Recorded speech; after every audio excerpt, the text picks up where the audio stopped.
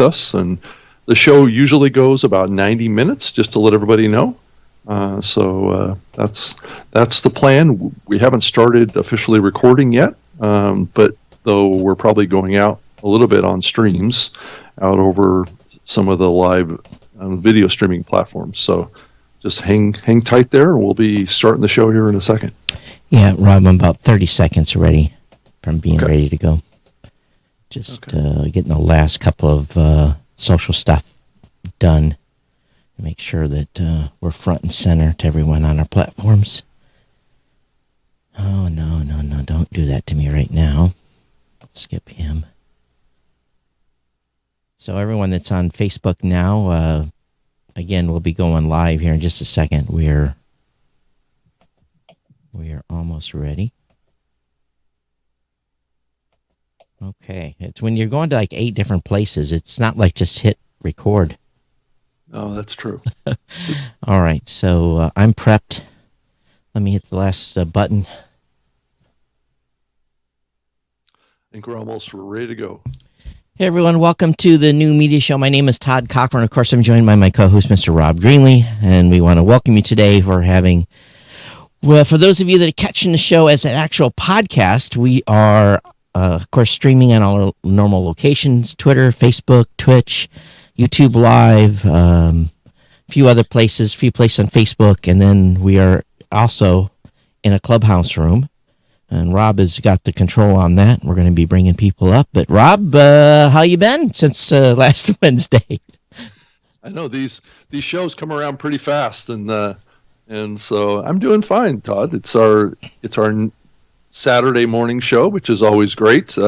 This is the day of the week that we started doing this show, like 10 years ago. So this is a long running show that we've been doing, talking about really new media, video. If you're new to the show and are in the clubhouse room, this show typically covers what's going on in the podcasting industry, what's going on with online video. We usually have guests on, but we haven't had guests on for a while, Todd, and I think it has a lot to do with the fact that we've been doing things on Clubhouse, and hopefully we have plenty of guests. I think we will. But anyway, just to get everyone caught up, if you want to subscribe to this podcast, if you've just joined us, newmediashow.com, it's a place to go. You go over there and smash a follow or subscribe. And of course, you can get a PhD by listening to this show. Just, that's how deep we go at times. But Rob, what's top of mind for you? Do you want to talk about anything before we bring a guest up, or we're going to have a Q&A time, I guess, aren't we? Or what's the plan here? Yeah, I think let's just talk a little bit about some of the top topics from the last couple of days, and then we can bring up some Clubhouse folks. We've got quite a few people in the room, and I want to thank everybody for jumping in here and participating in the live recording of this, and just want to remind everybody that this is recorded, so your voices will go out on a video and audio podcast. So if you wanted to subscribe to the show, it's available at newmediashow.com, and it's in all your favorite podcast listening platforms. So yeah, I think, Todd, that the interesting thing that came out, I think, over the last couple of days is how Google is now supporting captions in their podcast listening experiences on the Android side of stuff, is what it looked like. So I think it's a terrific move forward for accessibility in podcasting, and it's also available in the Chrome browser. So I don't know what you think about that.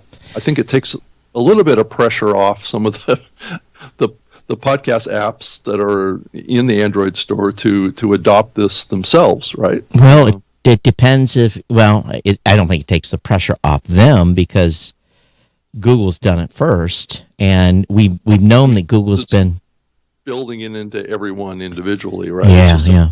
Level thing. But at the same point, I think what you have to have accessibility things turned on in Chrome. Right. So it is largely right now browser based, and I'm assuming it works the same on the mobile in the Chrome browser. I'm not 100% positive.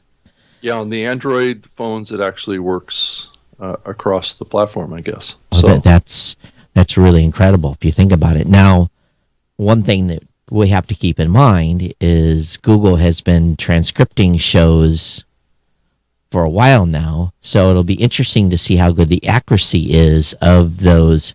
If you want to see how well Google's doing, turn it on and then watch your show and read the right. Read the closed caption. If you speak clearly, if you want that transcript to come out well. So I'm sure they will have bumps, but it's just like any other automated system. It's like, it's an 85 to 90% solution. It's not perfect.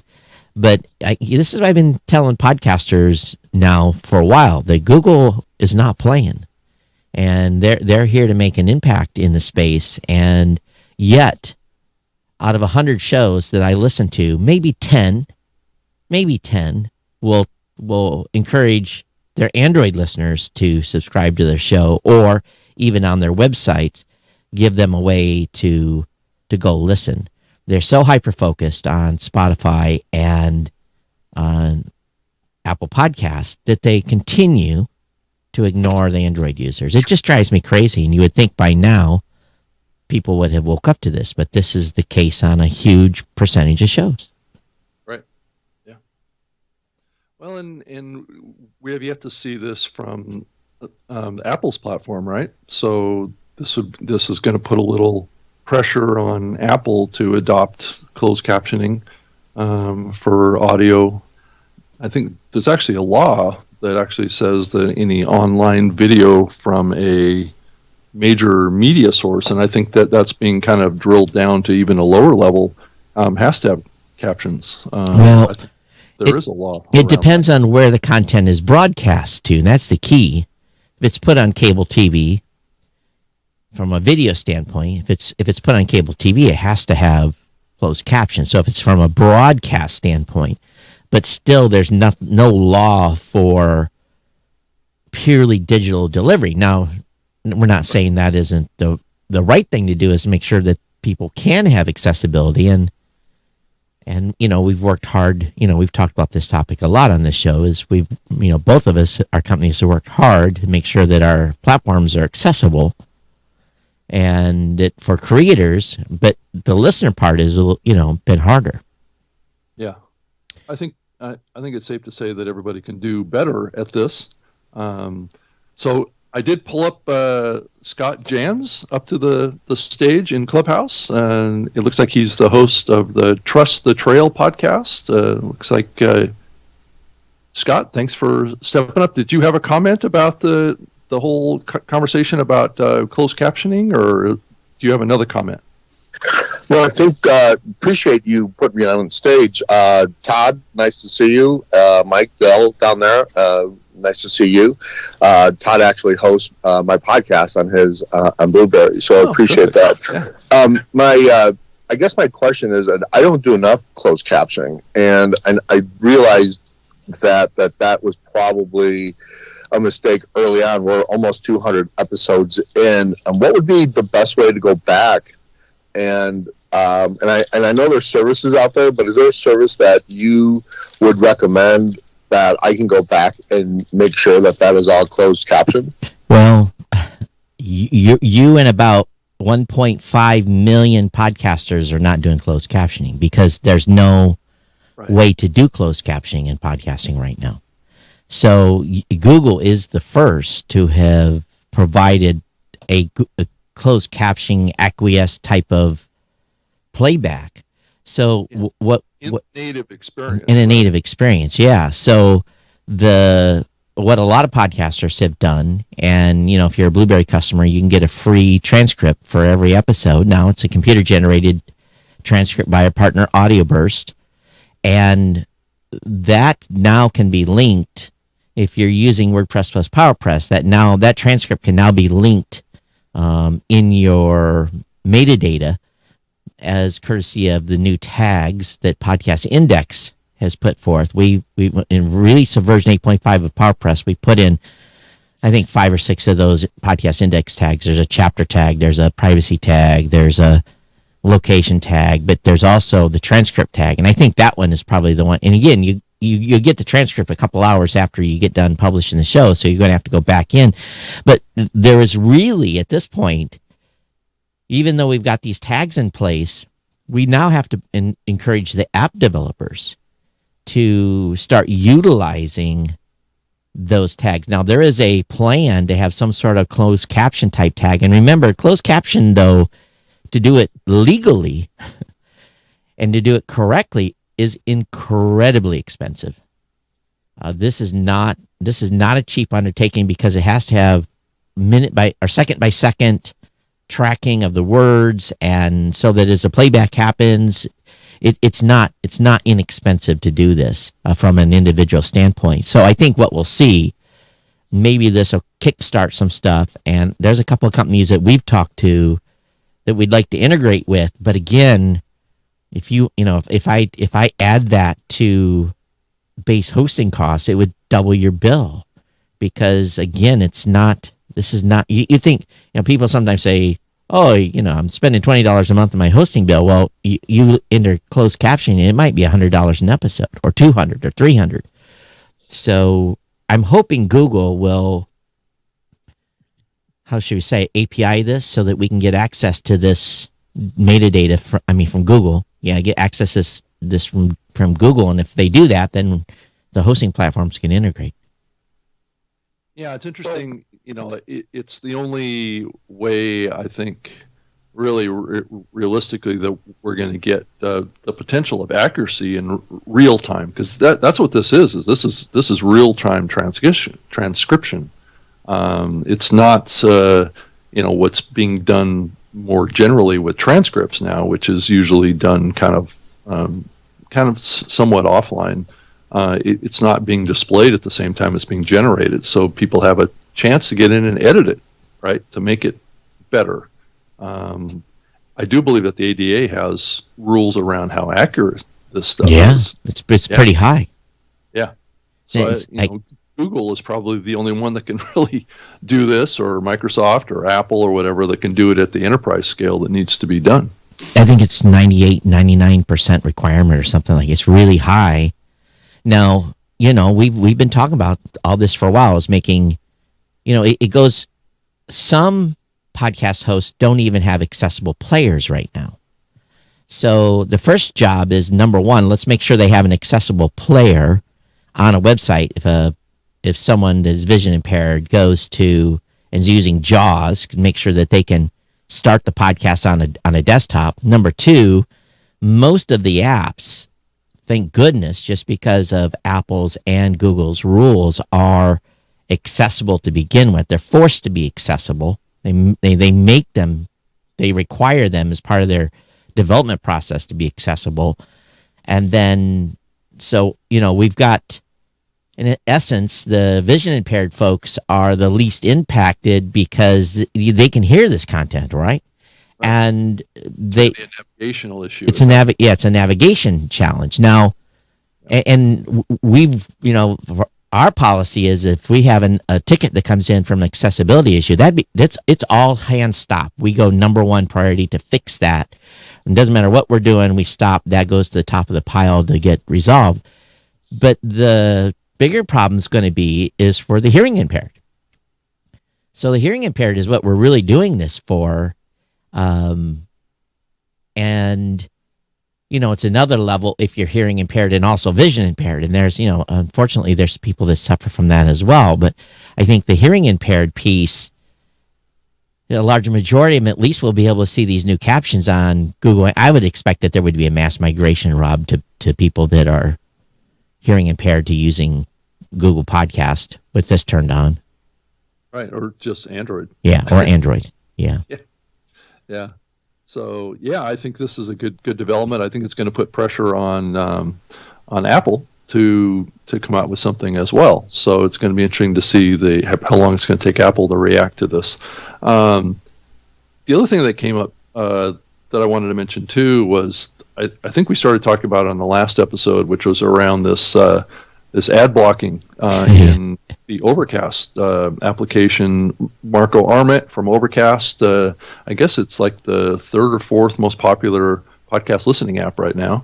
I pulled some data together, and if we want to, we can show it, but and it may be similar to what you have too about the ranking of your listeners are coming, what apps are getting a certain amount of market share. But what's interesting in this is that I guess we finally got to the bottom between James Cridlin, you, and I, and we finally got to the bottom that the one of the key apps that's doing this, blocking certain redirect URLs that from like Chartable and some of these is being done by a what's it called, NextDNS, which is a iOS app that you can get that has a list of blocked URLs that will basically stop access to certain URLs. And I guess the URLs from some of these podcast hosting platforms is getting blocked. Well, we know Megaphone was being blocked. Right. And we know Chartable and no pod sites were being blocked. Blueberry's redirect and Podtrac's redirect have not yet been blocked.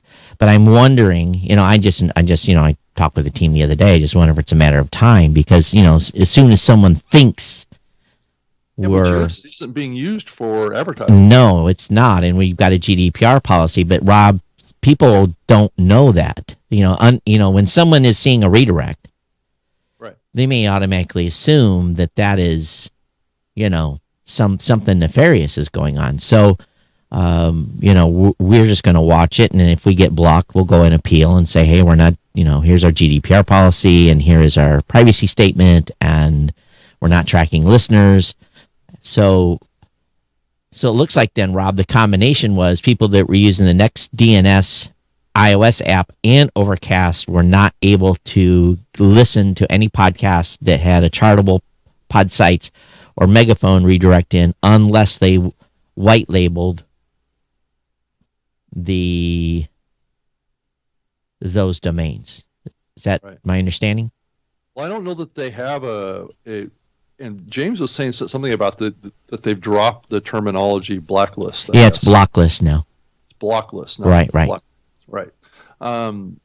Yeah. So I guess you're either on the list or not on the list. But what this tells me is that these DNS blocking apps have a lot of power. They can decide who gets added to that list and who doesn't. Right. Well, I think they also use some other sources.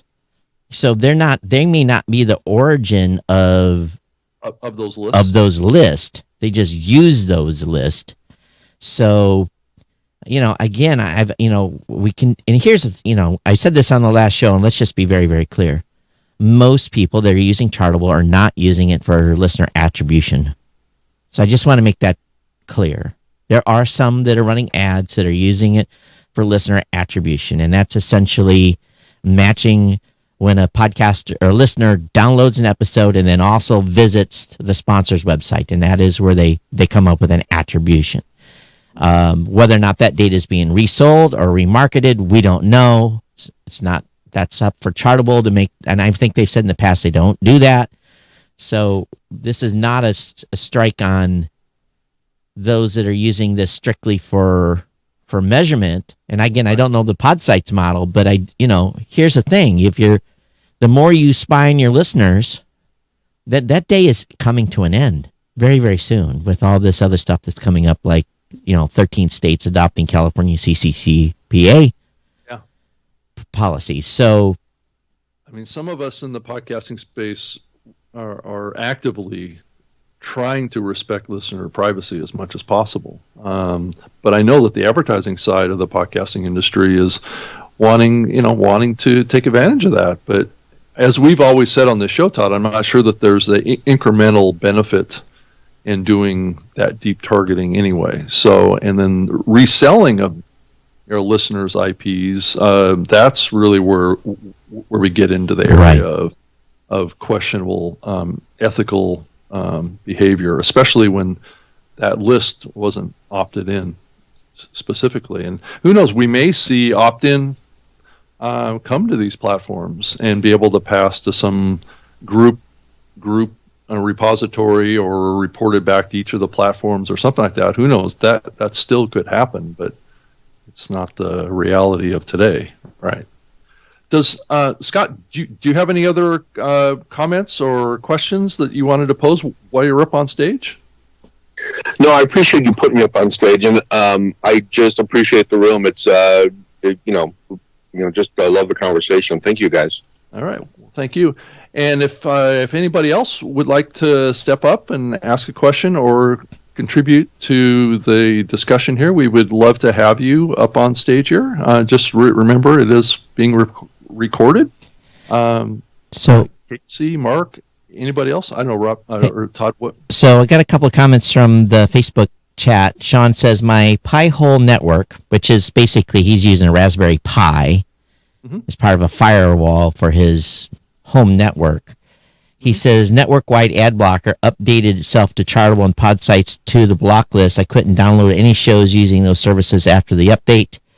Jennifer says, in the morning, gentlemen. Mohammed, yes, the YouTube stream is up. So don't know why you don't see that, but it is online. And it is working. So, but anyway, go ahead, Rob. I was also just wanting to ask everybody out there how our audio sounds today. I know we had a little bit of challenge in the past, so I think we've worked through our issues, but would love to get your feedback on that too, as we're trying to juggle lots of streaming here. And I have the cable, Rob, so I am capable now of patching. So. Yes, I have noticed, Todd, that you've been putting a lot more of your live shows up on Clubhouse. Well, I did one. What? Okay, well that's more than you had done before. And I had 2 attendees. Of course, I didn't announce it. I didn't schedule it. I just started a room and was playing with it. How did it sound the night that I did it? Did it sound okay? Because it sounded good. Yeah. All right. You did a good job, and I think this episode's a lot better than it was. I don't know. I mean, how do I sound to you? Yeah, it's better, and I went through and made sure all my levels on this side were good too. So you may have tweaked yours, and I think it's not coming across really rough. I mean, I think I told you I got that Rodecaster, the new Rodecaster Pro, and a lot of folks that are doing podcasting on Clubhouse have gone out and bought these Rodecasters. I'm sure it's been a run on the company getting these Rodecasters just to get going on Clubhouse. But, right. But this is a pretty complicated little mixer machine. I know you've done too. Well, if you see how it's wired in here, it's a Frankenstein because I use a regular Mackie mixer. I have a professional Mackie mixer with multiple channels because there's multiple studios here. There's the green room and then there's a presentation room. So I got like 12 channels wired in this thing. Now, usually it's just me or one other person. There's, 1 or 2, but it depends on what room I'm in. So when you're telling me, hey, why don't you integrate with the Rodecaster? And I had a Rodecaster sitting in my other room because I would do interviews in there from time. So I had to squeeze it in. So we've got the TriCaster controls on the right. We've got, Show Central. I've got the switcher in front of me. I've got the Rodecaster to the left. It looks like mission control, Rob. It's like I'm getting ready to do a SpaceX launch here. And then monitoring all the social stuff, right? So looked like Mission Central, Todd. I mean, you have to say. I'll have to put up a picture to show it. But I've got I don't have I don't even have a place to put my Red Bull. I'm I've run out of dust space. But no, I just used a mix minus to wire in the Rodecaster, and it took a little bit of playing with the Rodecaster to make sure that the signal levels on that were right too. So, but anyway. We're geeking out here. I'm happy to see that the Podcast Movement folks posted their 2022 event schedule. Yeah. So there is light at the end of the tunnel for those of us that prefer to go to in-person podcasting conferences. So I did an AMA right after our show with Podcast Movement University on Wednesday. And I'm going to say the topic I did was organically growing your podcast through things you're currently doing today. Mm-hmm. And Rob, it's again being driven home to me that the majority of podcasters out there just do not know the fundamental podcast 101 things they need to do to grow a show. It's just they record their podcasts, they get it done, they put it up wherever they're going to put it up, but they don't do the metadata, on making it search friendly and all this stuff that we've talked about so many times on the show. Right. Because the questions I got were all semi-related to, asking technique questions. And so I think there's still a lot of room for education for podcasters. Oh yeah, and I do think that is happening a lot here on Clubhouse. I think that there's groups that are, in the group that we're a part of here, ClubPod. It was gracious enough to let us be a part of what they're doing here. Is doing a terrific job.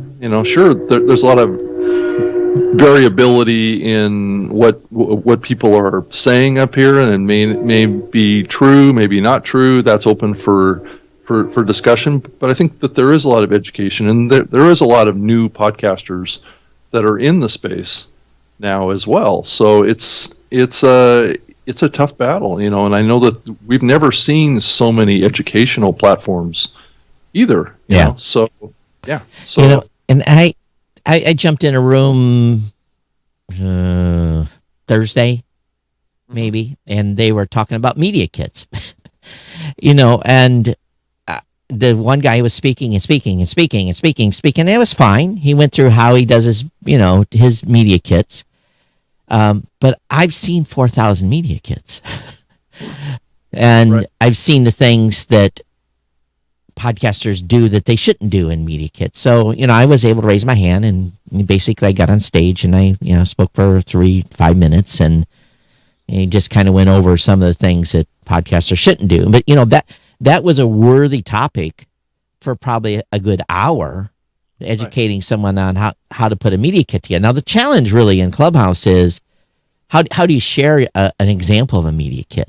If there was a way in Clubhouse for us to drop an example of a good media kit into that platform, then right. So my thought was he's doing this great content. He's not recording it.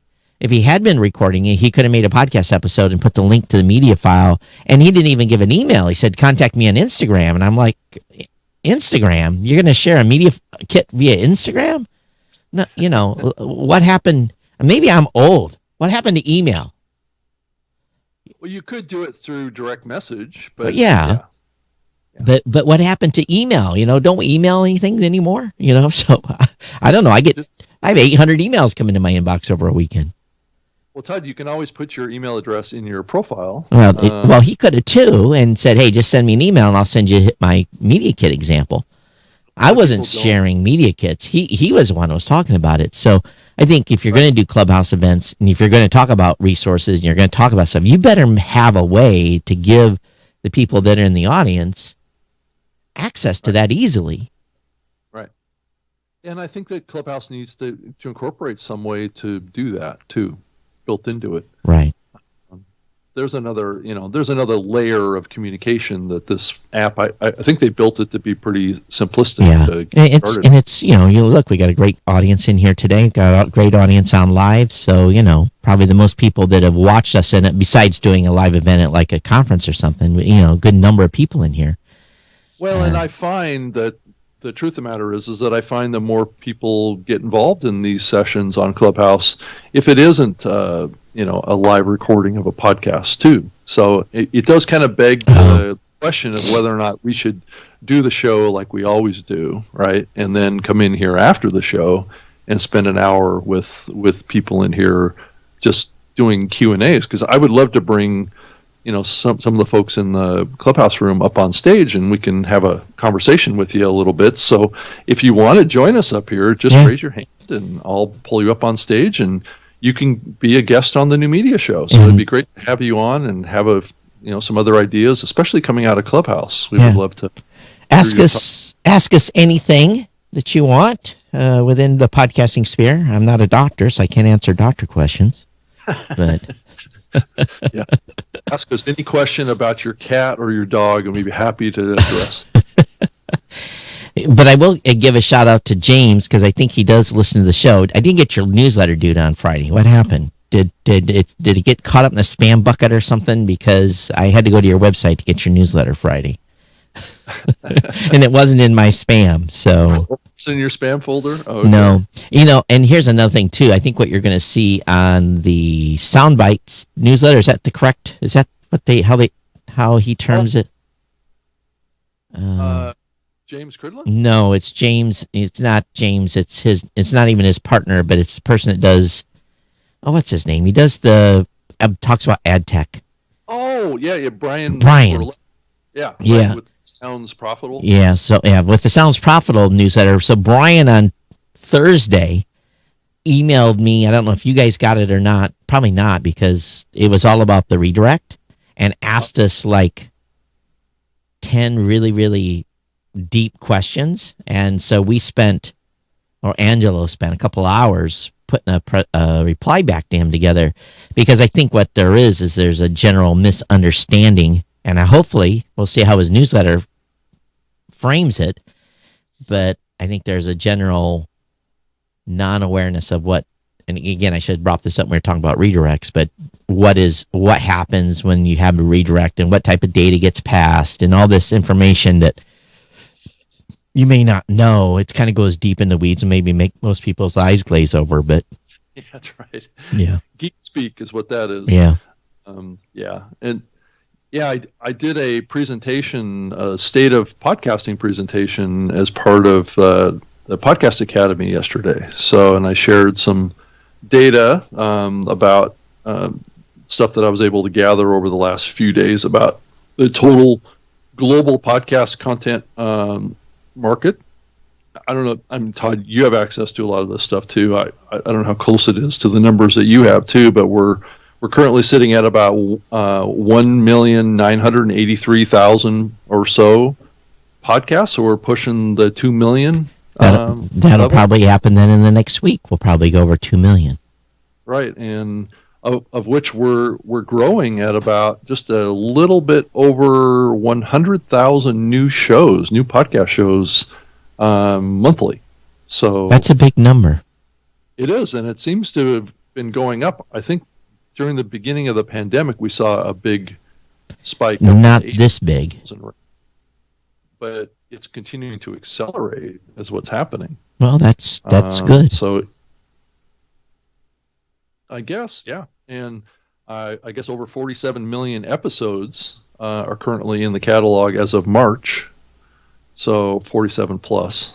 And then about 727,000 active shows in the catalog with 10 or more episodes. So that was interesting. If we look, those are obviously there's a fun numbers to look at. And I think for all of you that are joining us today, if you haven't started your podcast yet, really getting to episode 7 to 10 is really kind of the key to longevity. And Rob, you said that how many had 10 or more episodes? 727,000, and then there's about 500,000 shows that just have one episode. I can almost guarantee you, about 99% of them originate. So they have suffered the anchor, So yeah.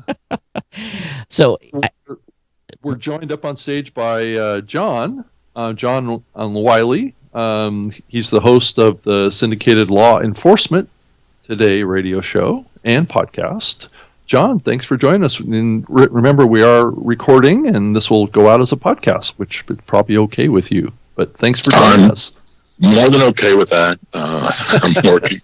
I retired from police work at the ripe old age of 33. I got hurt, permanently disabled, and started pursuing a career in radio about 8 years later. And then I wanted to take what I learned in radio and my police career and launch a podcast, which I did in 2017.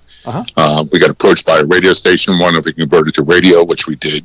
We're now syndicated, broadcasting on 47 stations once a week to about 23 million combined U.S. population. Oh, that's awesome. And also as a podcast. So what I found in my experience is a lot of changes have happened in the radio world recently, which in the talk world opens up a lot of potential for weekends. And I think a lot of podcasters out there, because I believe content is king, have good stuff. And I just want to know your opinion on what you think some of these great podcasts will be venturing over to radio and become appealing. I'd like to. You want to take a shot at it first, Rob? I definitely have some opinion.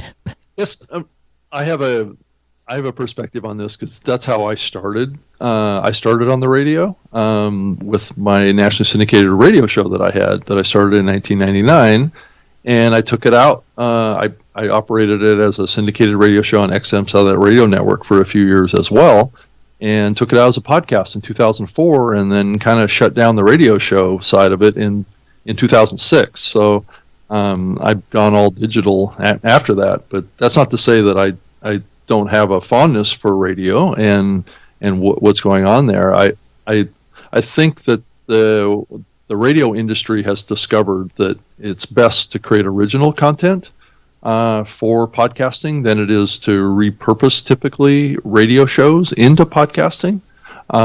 Just as a general, that's not to say that you shouldn't do it or anything like that. Take your radio show and put it out as a podcast. I just think that it's a little bit of what I'm struggling with Clubhouse here, with doing this as a live recording of a podcast. I mean, because we're kind of mixing metaphors here a little bit, and I think that that's what goes on with radio too. So I definitely wish you the best in growing your radio show, and I think that there is an interesting intersection that's that actually Tom Webster brought up and we should talk about this too, Todd, between radio and Clubhouse. But yeah, I wish you a lot of luck with your radio show. I think that's a great ambition, especially for the topic that you're covering. So, John, just to give you a little insight, I talk to radio execs weekly, and they're usually from stations that have 7 or 10 stations. Mm-hmm. They're not the iHearts. They're not the ones that have 200 or 300 stations. These are small operators. And my strategy for them has been, listen, you've already fired and don't have anyone available to talk about local sports, local entertainment, local events, all these things that they've dropped because of no money. And I said, that's not going to come back. But your radio station serves a community purpose, so why don't you find some podcasters to help supplement whatever you're doing on Morning Drive? Have a 2 or 3 minute segment from someone that's come in and done a segment, maybe locally, or use it as a farm. Find 20 shows that the station loves and put them underneath your banner as part of a network play, and then graduate those folks into programming. And some listen to that, some don't. And a lot of folks, and then a lot of the radio stations just want to take Morning Drive and don't do any editing, encapsulate that into a 3-hour podcast that no one's going to ever listen to again. But in the end, here's the number one thing why radio stations are not adapting podcasting in both original content, bringing on talent, and segmenting stuff in. They have no budget. They have no money. And this is the problem. They're broke. The advertising market has declined in local advertising across the country. So just think about how many small businesses have been put out of business because of this pandemic. And that just gives you a little bit of a clue of what's happened to radio. But I think radio has a prime opportunity to, Yeah. John, by looking at your picture, you look about my age. And so my kids are grown, but my kids are all Pandora, Apple Music. They're listening to Spotify. They're listening to music, and they're all digital. And right. you get in their cars and turn it on, and the Bluetooth is connected to their phone. They're not on AM, FM. So don't get me wrong. Radio's got plenty of legs left. It's a multi-billion-dollar industry. It's not going anywhere anytime soon. But they're going to age out. They're going to age out over time. The demographic is going to continue to grow older and older and older and older. So radio has to do something to shift. Now, if you're working in an office and they're playing FM 100 as background music to the whole office, that maybe not change, because we know listen to a podcast takes active listening. I stop working when I'm listening to a podcast because I pause. The radio is usually dribble, so you don't have to pay attention. Right. Yeah. And maybe there's a segment that comes on, they do a prank or something like that, and it gets your attention for a few minutes. But, I think podcasting and radio has a good marriage. But at least, Rob and I, we used to go to radio events and speak, and they would all go get a drink, and there would be 20 people left in the room, and then the next radio topic would come in, and the 250 people would come back in the room. Now they don't leave the room, so at least they're staying and listening now.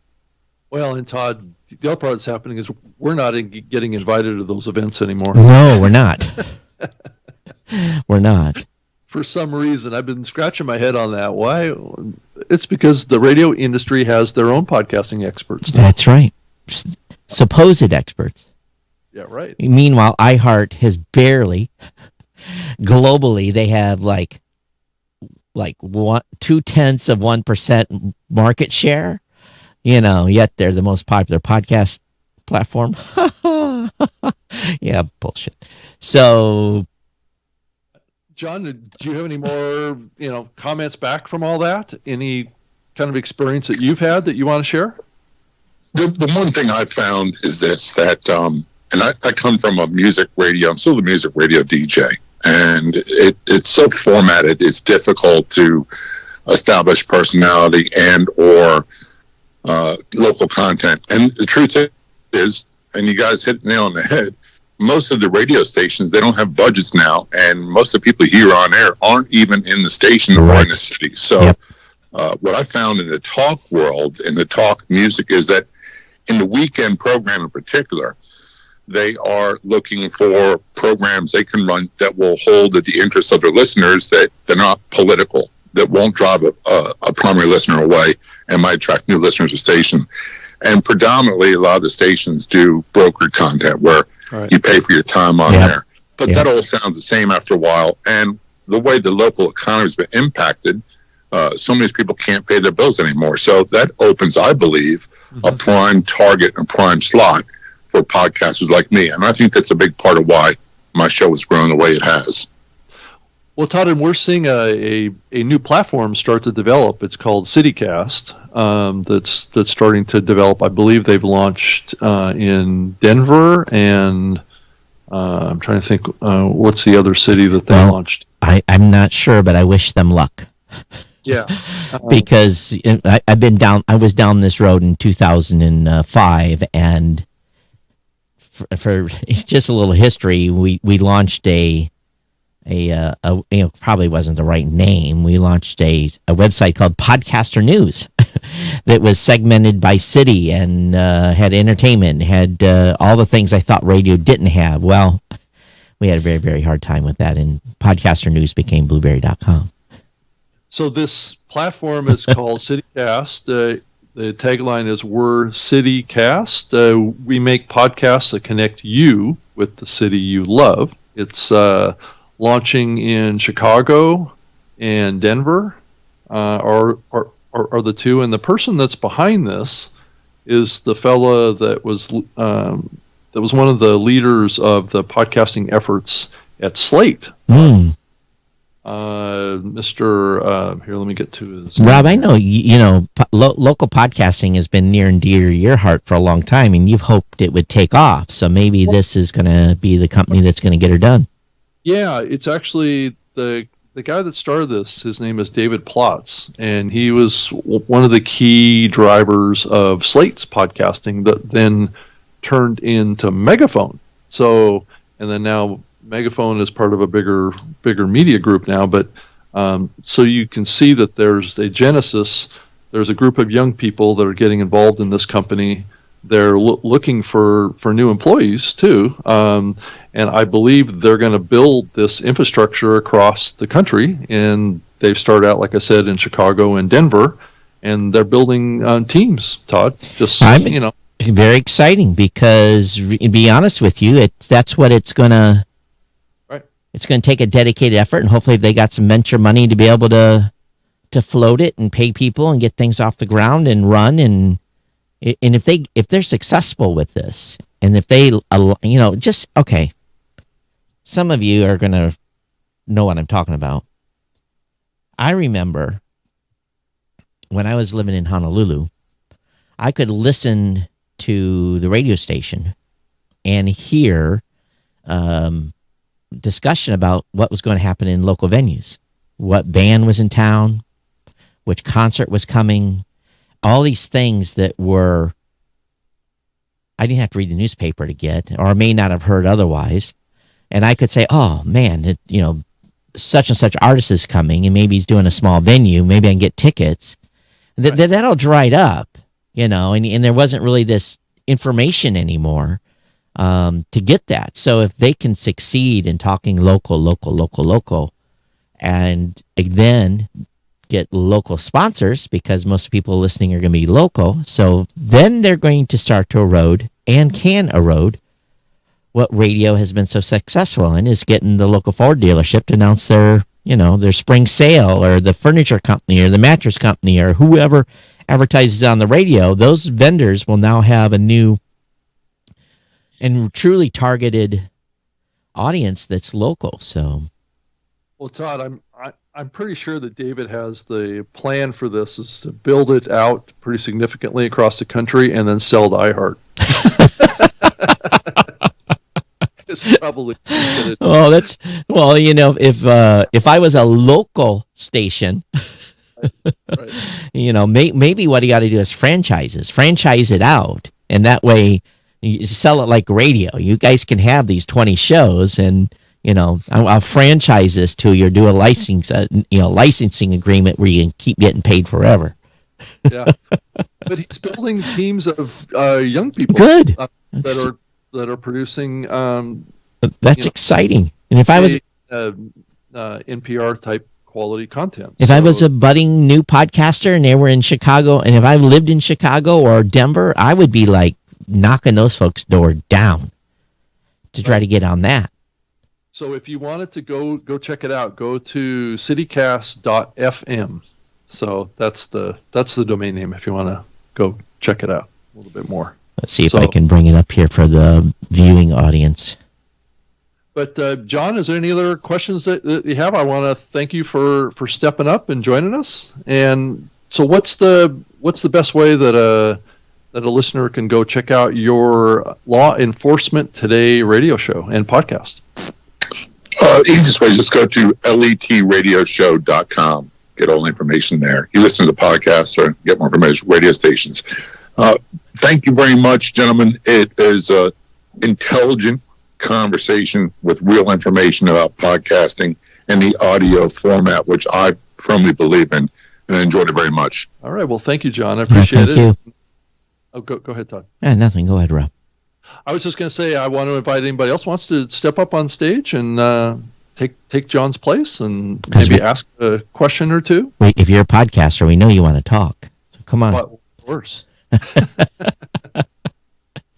I did load their site up, Rob, and says, we're Citycast. We make podcasts that connect you with the city you love. So I this looks good.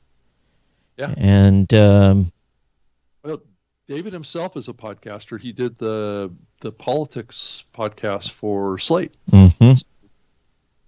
I believe he was the host of that. So he has a background in radio, and I believe NPR as well. So he's got a strong background in doing local radio. Boo-hoo, they're hosting on Megaphone, though. So is that a surprise? Well, it should not be a surprise, but he's some of his content's going to be blocked by those ad blockers. Right, there you go. Well, I don't know how long these platforms are going to be able to do that stuff. I mean, they need to change the reputation. At some point, that's going to have to change, right? So, as all of these countries and states pass these privacy laws, the world is crashing down on the digital advertising market a little bit. I think it's doomsday. Well, the DOJ is now looking at Google over their desire to obliterate. I guess that's not even the right way to pronounce that. The cookie. So, Obliterate, well, right. to get rid of it, to get rid of the cookie, the tracking cookie. Just eat the cookie, I guess. Yeah, they want, in an upcoming version of Chrome there. And so it's all about privacy. Now, Right. so those of you that are listening to us, understand when you go to Amazon, you opt in to be tracked. When you sign up for Gmail, you opt in to be tracked. When you go into Facebook, you've opted in to be tracked. Okay? When you subscribe or follow a podcast, you didn't opt into nothing. You opted into listening. From like Spotify, then you probably have Oh, opted in. yeah. If you have an account on Spotify, you've opted in to be tracked. Yeah. Yeah. So that's part of the game with that. If you're in a proprietary platform, you're probably going to be tracked, and you've been given not probably. Well, you've been given the opportunity to opt in, Right. potentially, right? Yeah. The problem with podcasting is that the open RSS nature of podcasting doesn't give people across the board ability to opt in. And I think some of us always get annoyed. Maybe you Google a product, right? And for the next 2 weeks, that ad follows you around everywhere you go. Especially after you've bought that product. Right, and it's still following you. It doesn't know you've purchased. Oh my God, I did buy that. But you do have to worry about when they do stop tracking you. They know that you have purchased that product. They've resold that data back to the broker and said, "Hey, we're not going to target him for product X anymore." So that tells you how ingrained it is. They know. But Todd, they haven't connected up the dots even to say, once you've bought it, stop delivering ads to me, though. Rob, they continue to deliver ads to me, I even know. though products I've already bought. But Rob, Google, Facebook, Right. all those companies, Amazon, they know more about you than your spouse or your partner does. That's true. Even when you go incognito and try to hide, they're still tracking you. There's a big lawsuit about that right now. Yeah, well, that's probably happening on Clubhouse here too. I mean, Probably right. all of us build out our profiles in Clubhouse. Yeah, except the data is going back to China, not to the United States. Of our visitors here that have joined us in Clubhouse, if you're also participating in sessions over in the Twitter Spaces side of things, and I'm curious to maybe open that up to have a little bit of a conversation about that, what the experiences are between the two. I hear people talking about how Twitter is going to eat Clubhouse's lunch, just because of the scale of Twitter. I'm not so convinced that that's going to be the case. I think Clubhouse has first mover advantage. Well, there's a whole different experience, Rob. When you start a space in Twitter, if you want to invite people, you have to invite them. And there's really no way to, during my phone during the day, I get boop, boop, boop, boop. I get notifications of what's going on in Clubhouse. Right. And there's a schedule and there's events. So Twitter's got a long ways to go to ramp up. It's going to be great for some people that have huge, interactive, hardcore followers. But I think the Twitter Spaces stuff is going to be a lot more. I don't think you're going to have as big a groups. Maybe. Depends on the person, too. Yeah, that's true. Hey, Steve, thanks for joining. Thanks for saying hello in the chat. So, and for those of you that have joined us late, we're also streaming this live. If you want to watch this actual video live, you can also go to newmediashow.com/live. And there's a live embed there from the YouTube embed.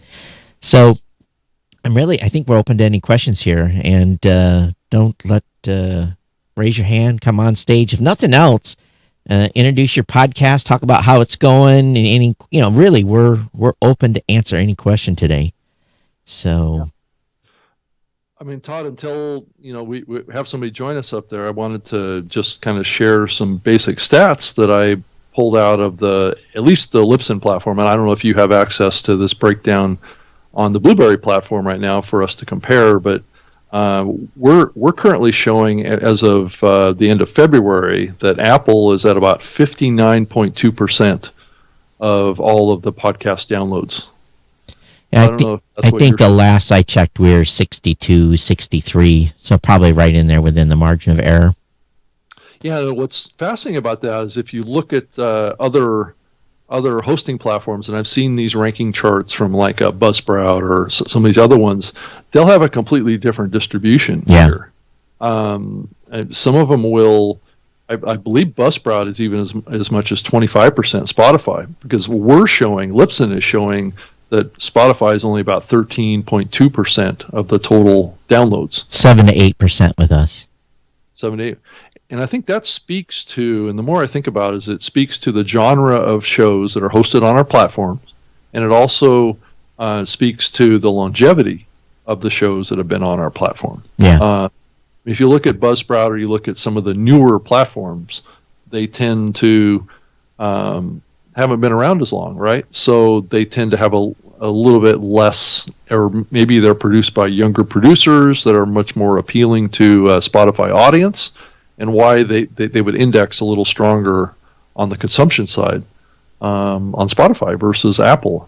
Because I know that, as you've heard, Todd, there's been a lot of talk about how Spotify is going to take over the number one spot for Apple and all this stuff. And, we're not seeing it across 80,000 shows. No. I don't believe you are either. Yeah, we're measuring about 85,000 shows, but again, they're not all hosting with Blueberry, so some are using our free stats platform. Right. And it's an interesting mix. And I've got a little bit of a theory about it, because well, I can't talk about some company proprietary stuff, but I would just say that our podcasters are largely more inclined to build their brand on their own website with supporting their business, supporting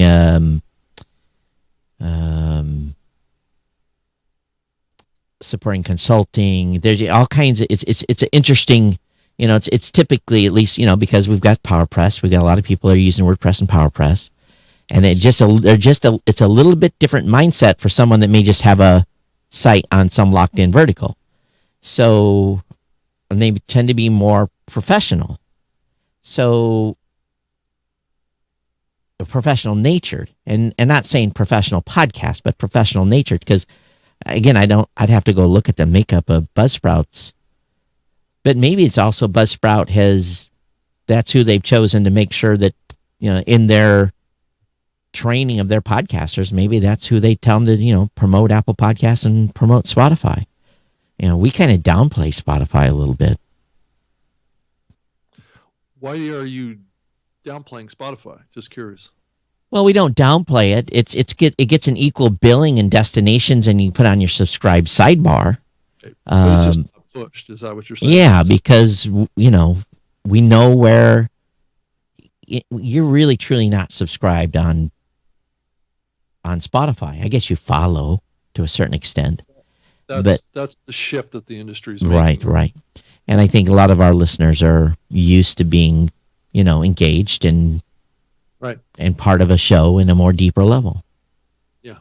And that might be wrong on that, but that's my assumption. Right.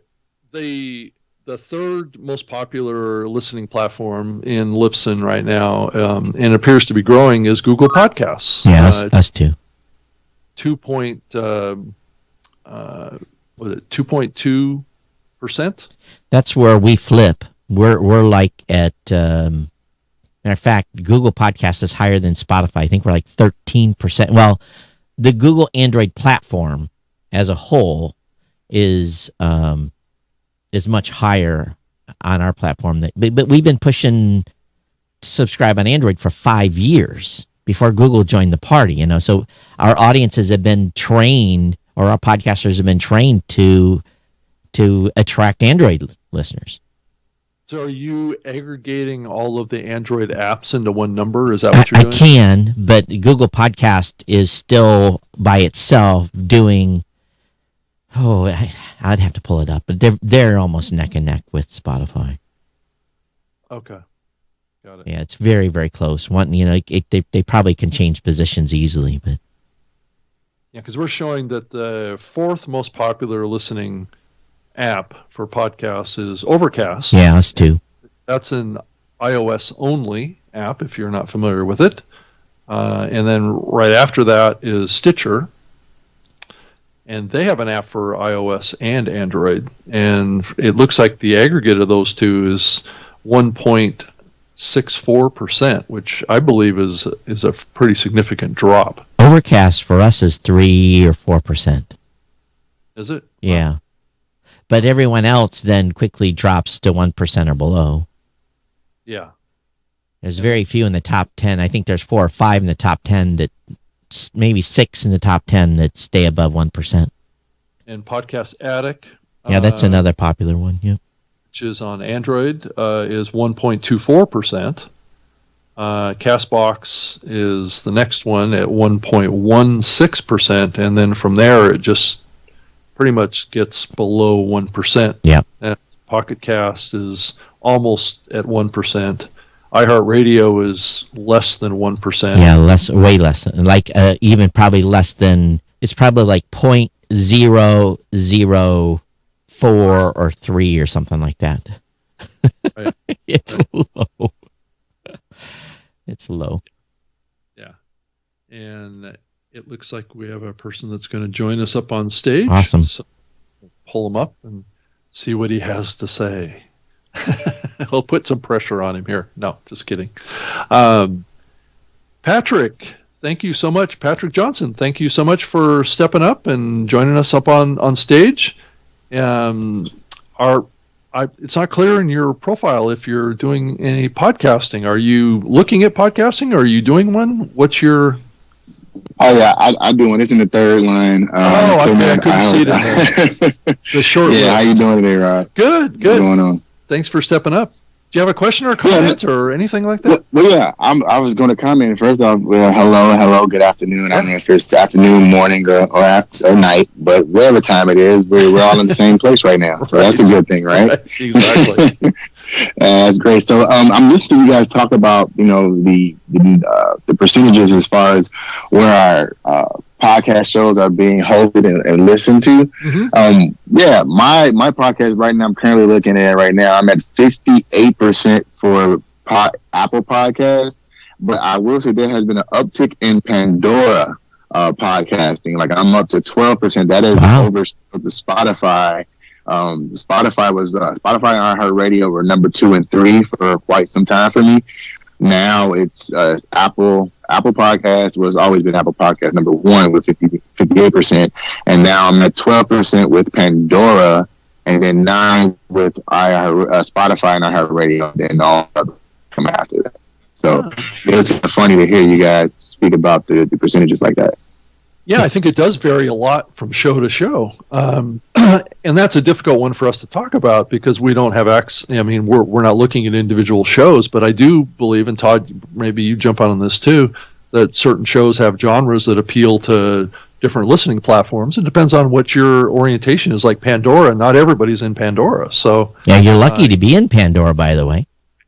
Right, that's great.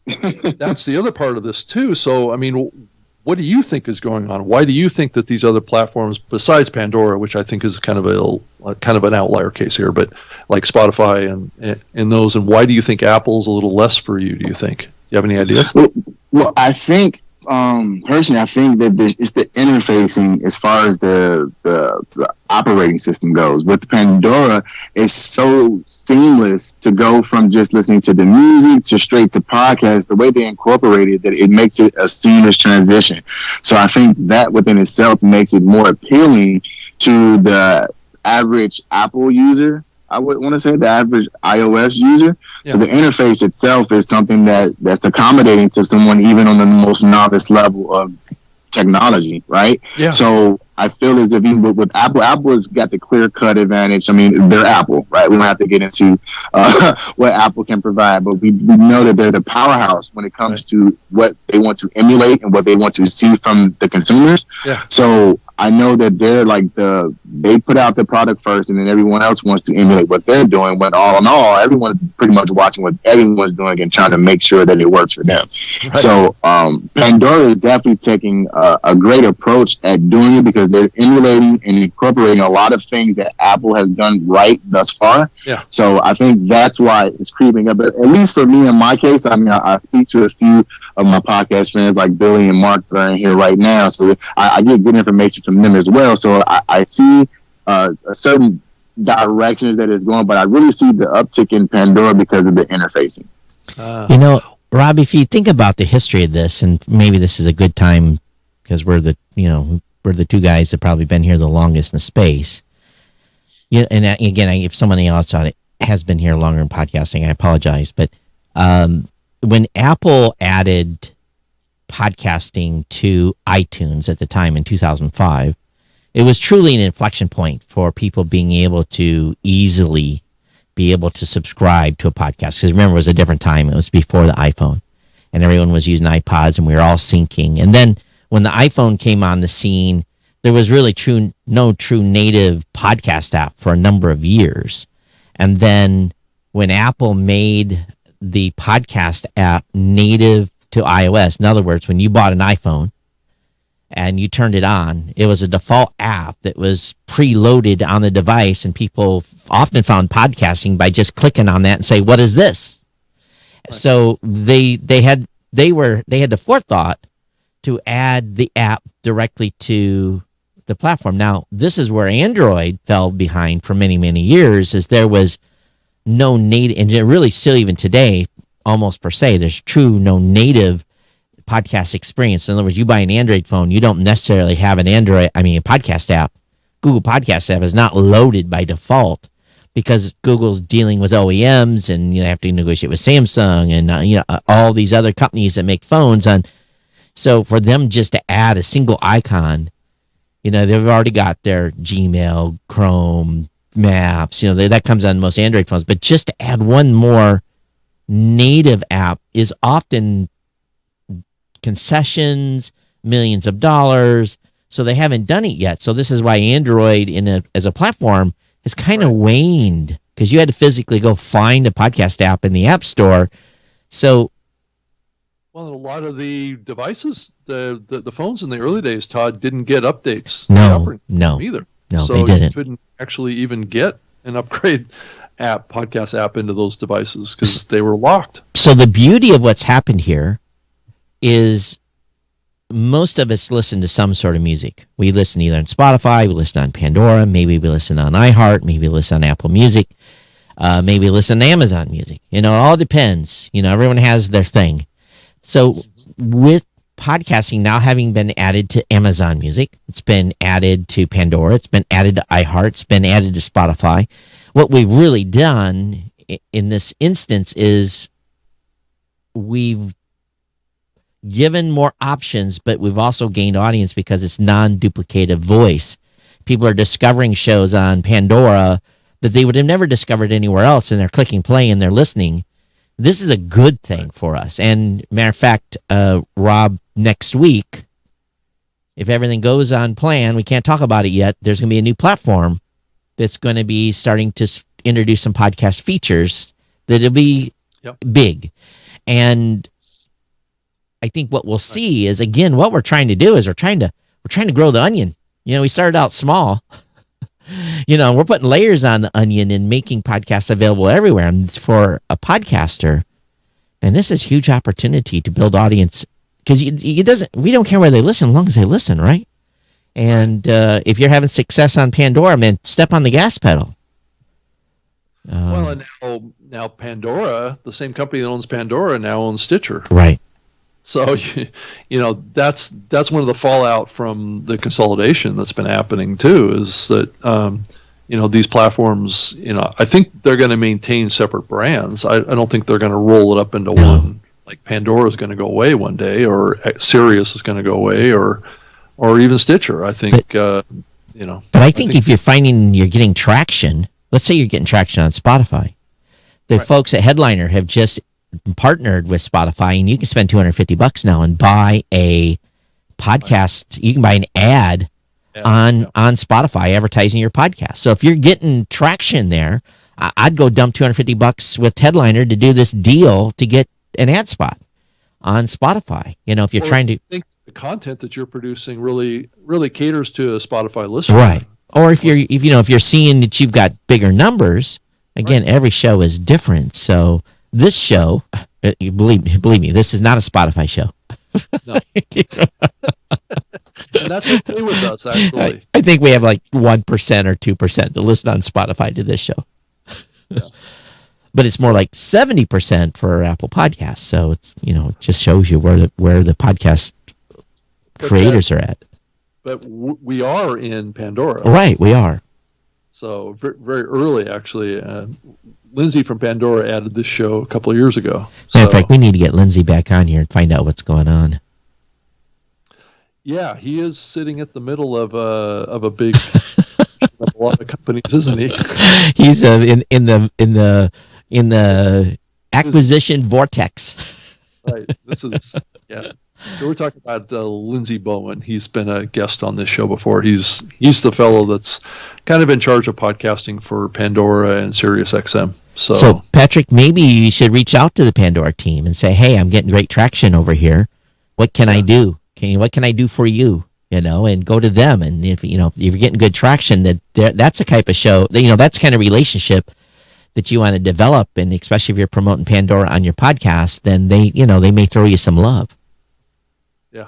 Oh yeah, I'm definitely I'll definitely look into that because, like I said, the uptick has been great, and the reason I'm saying like that is because I didn't get it. I did 20 weeks. I did 20 episodes, so that was 20 weeks from October 15th to February 25th, and I didn't get on Pandora until episode 11 or 12, and it cut that much into my Apple, or it cut that much into Spotify and iHeartRadio. That I saw that change because at Apple I was sitting at a heavy 60%, and now, like I said, it's at 48, and it's looking like it's going down to 47 because Pandora is going up. So I'm gonna do that. Thank you.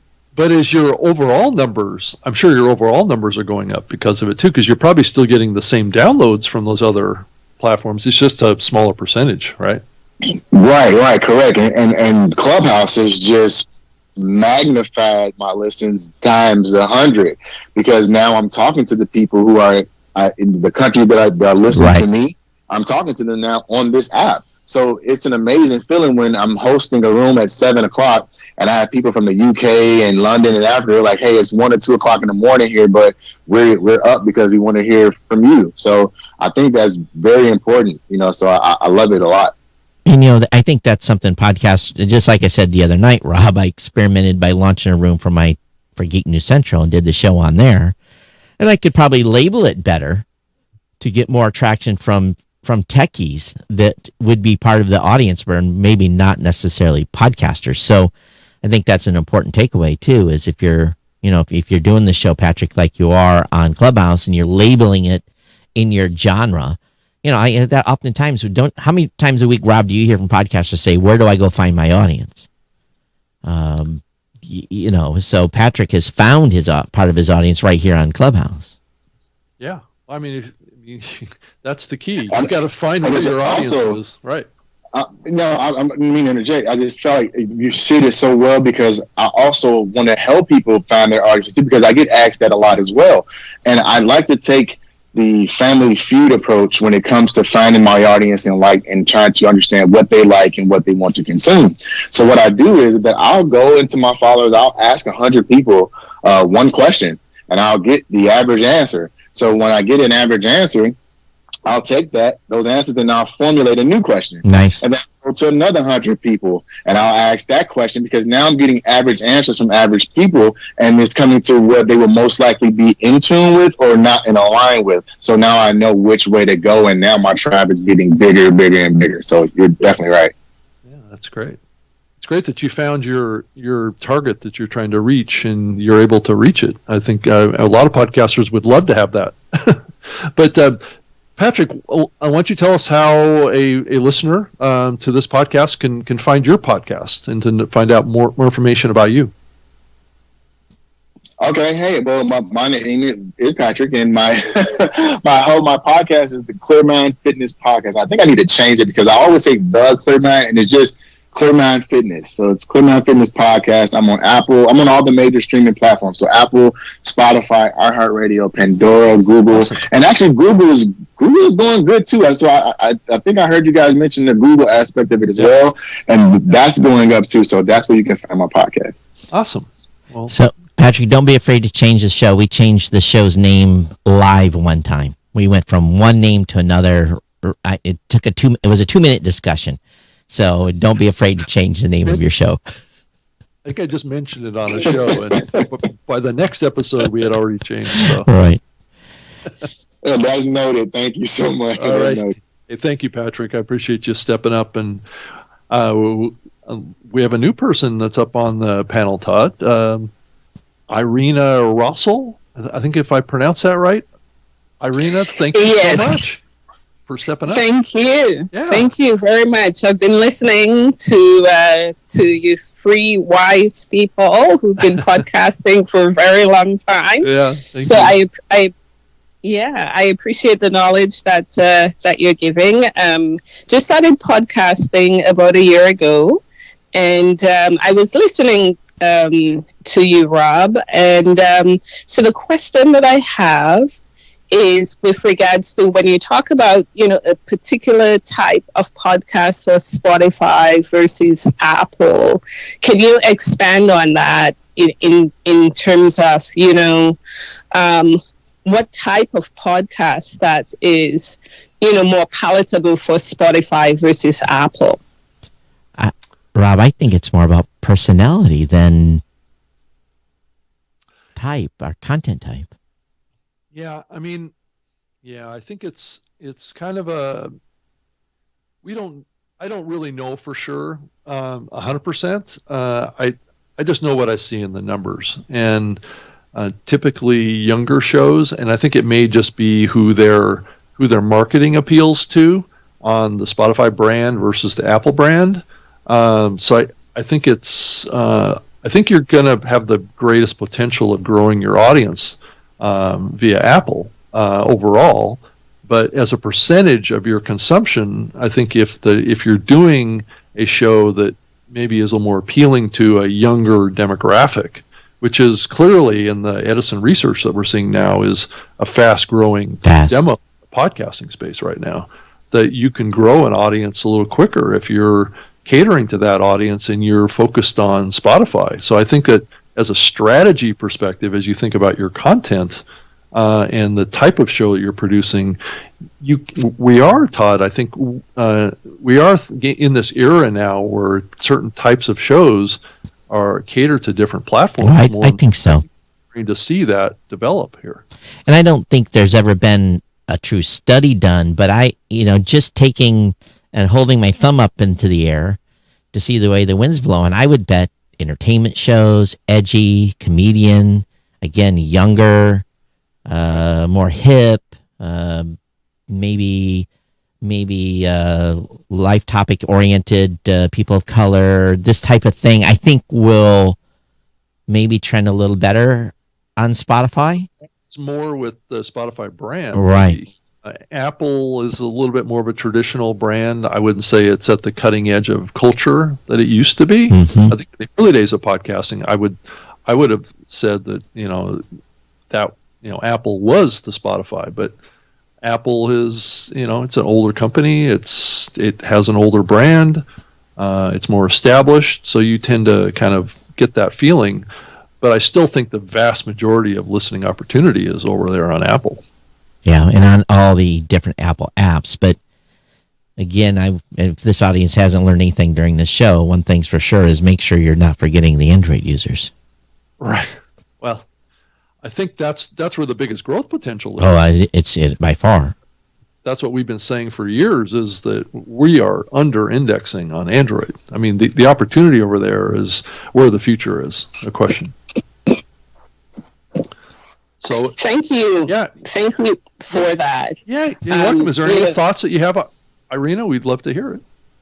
Well, I run 2 entrepreneurship podcasts, and I've been looking at my numbers, and the Apple percentage is by far the highest. Right. And Spotify is not as high. I have an other section, and I'm assuming that other section has to do with Google Podcasts and Podcast Addict, which is like 37%. Mm-hmm. So, which is, surprising me, because I was thinking, well, it's Apple and Spotify. But in listening to you gentlemen today, I think I will do more advertising as it relates to Android users, because I've been, really pushing the iOS user, right? Mm-hmm. Yeah.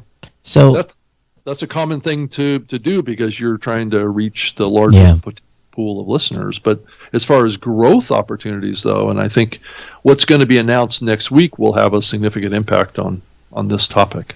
So one thing I will suggest to you, though, is what your current audience may be subscribed across a variety of platforms. So telling them they can get the show on Android is something you should do every episode, but because the number one podcast discovery method right now is Google, you make sure that make sure your .com, make sure your website where you have your podcast, where you build your brand. And, I call my sites Moonbase Alpha. That's where I drive everyone to for the content. And then they go out, and because I also blog and other stuff, I drive them out to various subscription places. I make that available on every page of my website above the fold, so that if they arrive via Google and they land on a blog post and it's non-podcast related, they say, oh, this guy's got a podcast. I can also subscribe to it, and a percentage of them do. So the option has to be there when someone comes to your website to be able to subscribe on Apple, be able to subscribe on Android, be able to subscribe on Spotify, these major destination points, and it can't be hidden on a third page. It has to be on the main page above the fold. I think that's the main mistake a lot of podcasters make now, is they're not giving us a follower subscription opportunity on their websites. Because if you look at I don't know if you have Google Analytics tied to your show or not, but you'll know you've got 3 or 4 seconds at the max to capture someone's attention when they come to your website before they leave.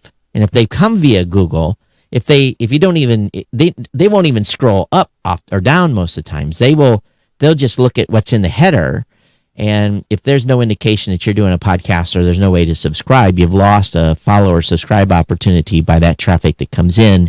And most podcasters are failing to capitalize on that completely. Some do it very well, but really what you're trying to do is make sure that the opportunity to subscribe to your show on all these platforms as much as possible is available, and at least get the top 5 or 6. And that way, if someone does come to the website and discover you there, and I did a whole topic on just episode discovery. It's easy to discover a show by its name. Now the battle is to win the Google race on finding an episode by a search term. So that's another hour worth of conversation here, but make sure the opportunity on your website is available for them. Yeah, and also, oftentimes the search results will actually pull up in the top position your Apple podcast page as a primary link. I think Google doesn't emphasize their own links quite as much as they do the Apple podcast link. So and I don't see, Todd, and I haven't seen very often the Spotify link show up in that search result. Oh, never. They put that behind a password, right? So you can't get into that. And, I encourage you to Google, just open up your browser on your phone or on your desktop and Google your show name, number one, see how it looks, where you fall out, and take a couple of episodes that have been up a couple of weeks and Google the title of your podcast and see if you rank. I work really, really hard to try to get in the top 2 or 3 results on I don't win them all. I lost one last week. I've not even found, but there's another article or another podcast I did where I'm nestled right in between Engadget and Ars Technica, and I got in the sweet spot, the number 2 spot for that search results, and it's driving in a tremendous amount of traffic to the website, and then it's driving a tremendous uptick in new subscribers. So again, you have to use your websites to your advantage and make sure that you're putting content on there that you record for your audience, you write for Google.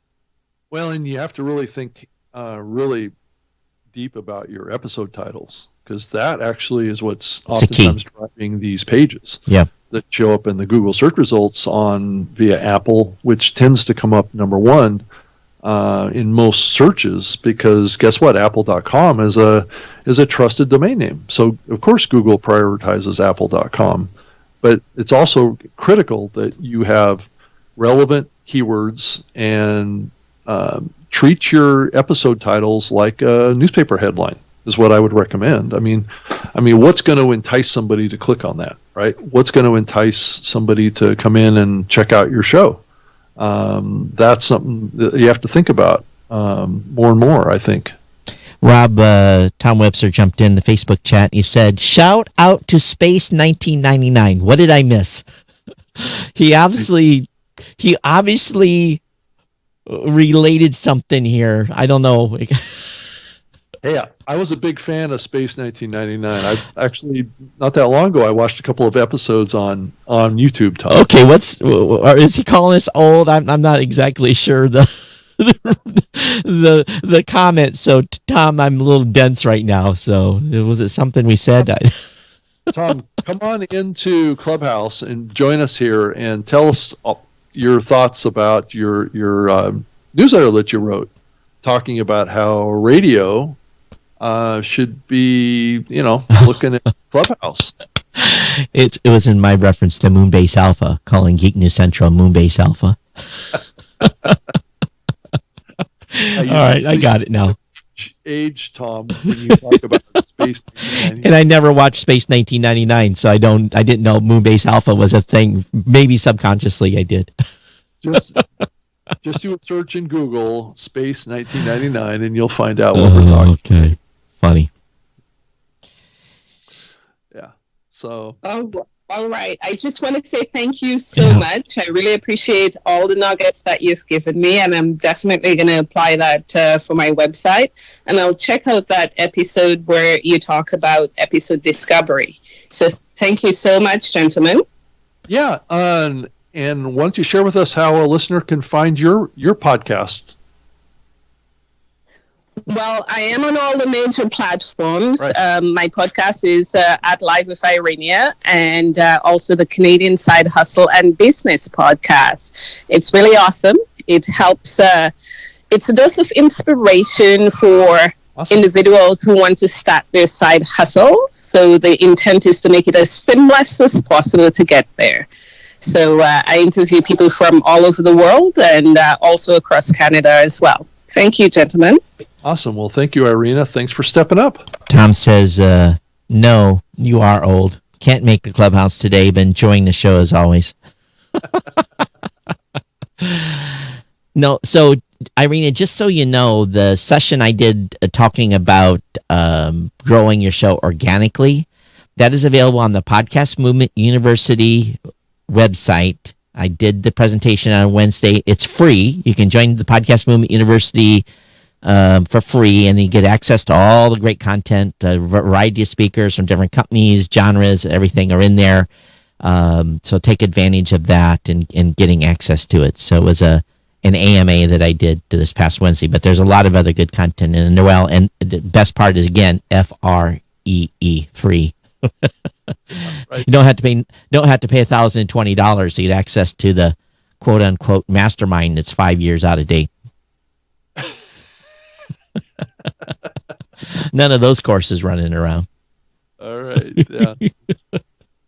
Well, Todd, I thought it was interesting, Tom Webster's article. I still want to talk about him, even though he won't come over and join us. Yeah, I didn't get a chance to read it, but go ahead.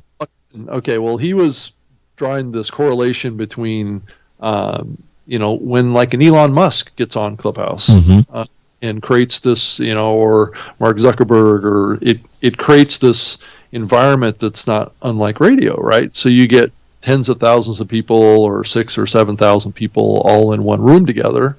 And once you get beyond the span of one screen, then you start getting into the realm of what a person might think of as radio, right? You're bringing a lot of people together in one place. You have a small amount of people up on stage, not unlike what happens on a radio station, right? That has maybe 2 or 3 people in the station, and they're talking, right, with a celebrity or something like that. So he was drawing that connection that radio should be looking at. Maybe Clubhouse is the future of radio. Well, that's an interesting move, and I've been wondering who's going to buy Clubhouse. And or radio. I think iHeart, or maybe they roll their own. But Right. every time radio buys something, though, it just to me leaves a bad taste in my mouth because it's just like major mogul media companies buying up brands. But people that bought Yahoo, what they end up with a flop. People that bought the satellite television people, what they end up with a flop. So sometimes they get in a little too late. So I guess maybe Clubhouse is early enough. But then would people leave? If iHeart bought Clubhouse, but people like, oh, now it's become corporate, let's get out of here. Right. Shouldn't they just participate first? Shouldn't, if I was a morning DJ, well, then again, there's no screening. So that's a problem. You just, if you're on the radio, you got to keep your finger on the smash button for someone saying beep, saying the wrong word. So, Right.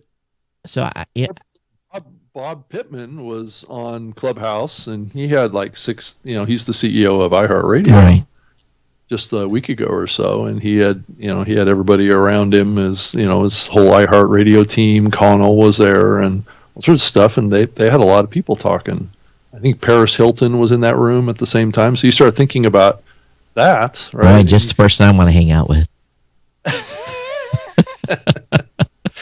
So, Todd, we do have another person up on stage Awesome. with us. Kathy Carter has joined us. I appreciate her braveness of Rob, coming up. just so you know, we're at 90 minutes already. Go ahead. Okay, so we'll have to make this quick, and then we'll wrap up the episode here in the next few minutes. But Kathy, thank you for stepping up. I guess you are the host of the... Why don't you say the name of your podcast so I don't slaughter it for you? The Lichen Sclerosis podcast. All right. Well, thank you for stepping up. Do you have a question or comment or contribution in some way? Well, first I want to say thank you. And Todd, I was at that AMA that you did for a podcast university, and anyone who it is a great place to be. They do bring a lot of great speakers, and like you said, it's free. So, and they have a lot of like courses and things like that. So, but I had a question regarding titles. So I have a website where, I send my potential listeners, and I have a question about SEO of titles on the website versus SEO of titles for the podcast. Do you recommend having the same exact title, or do you tweak them for Google versus like Apple? So some platforms will allow you to do that. If you're using WordPress and PowerPress, we allow you to have a title for the blog post, and we allow you to have a title for what goes into Apple Podcasts. So it depends on the host whether or not they allow you to have two. And then sometimes, though, you got to remember, even though it's because it's the Apple Podcast title tag, it may not carry across to some of the other apps. Some of the other apps may use the original title tag in your RSS feed. I have opted to do the same title that goes into Apple Podcast and that goes into my website. That's a personal preference. You can experiment. I always encourage people to experiment. Right now, Google is not sending a search engine. Okay, so if someone searches for your app, let's say you have a unique title for your episode and your number one spot in Google search results for that episode, they're going to send them back to your website. They're not going to send them to the Apple Podcast listing that has that episode, because they're not indexing it that way. They're only indexing on Apple Podcasts the name of the show. So my comment stands. You record for your audience. You write your blog post for Google, and then you make sure that when you write that episode title, and this is what I shared again in the AMA, is that you think about that title as if someone was going to search for it, and make the title a search term and then back it up in the first paragraph of content. But the short answer is I use the same title for both. Yeah, I would agree with that. I think getting your strategy in place that's consistent across all of the visibility of your episode, whether it be in Google or in the Apple Podcast listening app or Spotify or any of these, having that consistent keyword string, essentially keyword phrase string, is key to growing your audience. I know Libsyn does give you the opportunity to change those titles to specific platforms. So like you could have a different title in Apple than you have on Spotify if you wanted to make slight changes to it. It's possible to do that, but I don't believe most people are actually doing that. I think they're trying to be as consistent as possible. Rob, on the Apple Podcast app, you can't search for an episode. You can only search for a title of a program. So right. The only thing it will be a visual difference when someone finds your show. They may be changing that, though. Well, that would be awesome if they did. If they made it so you could find a specific episode in Apple Podcast. And every app is different what they search and index.